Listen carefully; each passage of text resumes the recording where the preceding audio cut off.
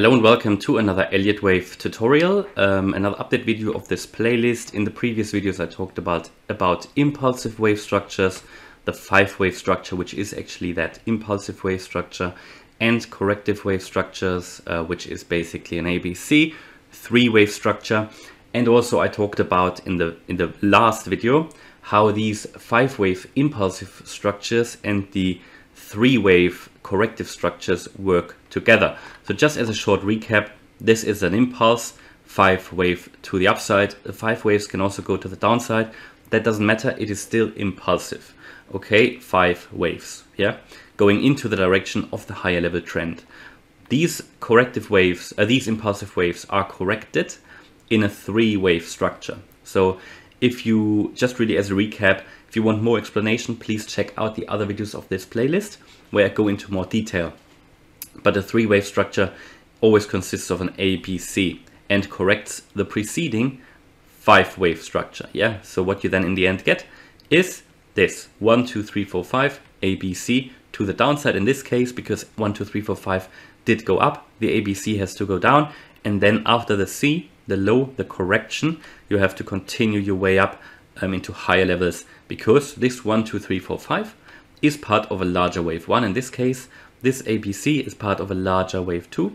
So what you have here in large, you will have here in small on the left hand side, where you've got the 1 and 2. So this smaller 1 will also consist of an even smaller 1, 2, 3, 4, 5, and this smaller 2 consists of an even smaller ABC. Now this is all nice and good, but it would be too simple to explain really all charts in real life. So there are some more patterns we're going to go through in these tutorial videos, and at the moment I keep it simple. I keep it here on PowerPoint, but at some point we're going to go into real charts and we'll apply what we've learned here in these tutorial videos. So make sure you subscribe and you follow this channel and you check out in the playlist regularly. So what I want to talk about today is the diagonal structure. A diagonal structure, as you can see here, basically conflicts with one of the key rules in an impulsive move within the Elliott Wave method. So normally what we've learned in a 5-wave structure, which essentially this diagonal structure is, in a 5-wave structure, normally you are not allowed to have wave 4 here cutting into the price area of wave 1. This is normally in the standard pattern 1, 2, 3, 4, 5 not allowed in the Elliott Wave method. However, to explain this, you have to have a diagonal structure. So within a diagonal structure, for example here within a channel, yeah, you can have these overlaps. Yeah, you can have this wave 4 overlapping with wave 1. Okay, so this is very important. Also, normally wave 3 is typically the longest wave, yeah, in the traditional 5-wave structure. This isn't necessarily the case in a diagonal structure. So I just want to make that clear. So within a diagonal structure, you can violate traditional Elliott wave rules that are applied in the simple wave structure that I've just shown you, the 1, 2, 3, 4, 5. This here, I would call this still an impulse. There are other people who don't call it an impulse. In the end, it doesn't matter. You need to understand that it is a 5-wave structure, that diagonal, and that it can be, you know, it is going into the direction of the higher level trend. You can see here that we've got, again, 3 waves, in this case, to the upside, 3 impulsive waves, I would call it, that go into the direction of the higher level trend, and then 2 waves which correct the preceding wave move. Pretty much like the original 1, 2, 3, 4, 5, with the exception that wave 3 can also be shorter, yeah. Typically, in a traditional structure here, in the typical 1, 2, 3, 4, 5, typically wave 3 is the longest one. Not always, but it definitely isn't the shortest one. In a diagonal, that's a bit different. Also, wave 4 typically here does not or must not interfere with wave 1. But this is possible in a diagonal, okay? So this is possible also in a normal or standard 1, 2, 3, 4, 5 structure. The green waves, the impulsive waves, always consist of 5 subwaves. So as I showed you here, this wave 1 here on the left hand side will consist of another smaller 1, 2, 3, 4, 5 structure. Okay, well, here in the diagonal, this is typically a 3, 3, 3, 3, 3, which means that this wave 1 actually can consist of just 3 waves. Also, this wave 2 will consist of 3 waves, the wave 3 of 3 waves, and the wave 4 as well, and the wave 5 as well.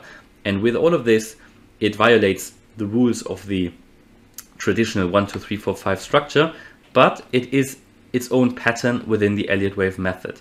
So within a diagonal structure, one of the key rules of an impulsive structure within the Elliott Wave method is broken. Typically wave 4 cannot get into the price range of wave 1, but this is possible in a diagonal structure, and the impulsive waves 1, 3 and 5 within such a diagonal structure can consist of a 3-wave structure, as I just said. So this can happen. Typically it happens, such a structure you can typically see on the chart, as I said, in a channel. They can appear in a wave 1 and then they are called a leading diagonal wave. They can also appear in a wave 5 as an ending diagonal wave. Not only as a channel, but you can often see them as well, and I talk about that in my technical analysis videos as well, as for example, a descending wedge or an ascending wedge. Yeah. So this is what you can typically see if you look for patterns in a chart and you see a descending or an ascending wedge. There are chances that this might be a diagonal pattern, or very well defined channel, for example. And if they, for example, take place as an ending diagonal, which means as part of a larger wave 5, so they could, for example, be, so for example, yeah, this 1, 2, 3, 4, 5 here, this diagonal structure could be part, or could be, this final wave 5 here to the upside. Yeah, so that is just important to understand that within any of these here, you can see, for example, a diagonal which will then replace one of these waves. For example, that wave 5 could just be a diagonal.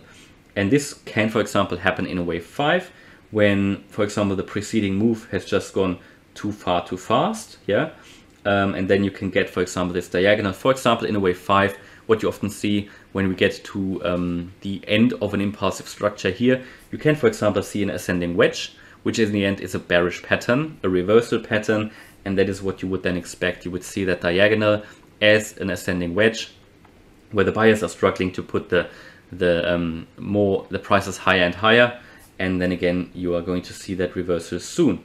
So that's pretty much about the diagonal structure within the Elliott Wave method. I hope it made it clear. Hope you liked the tutorial.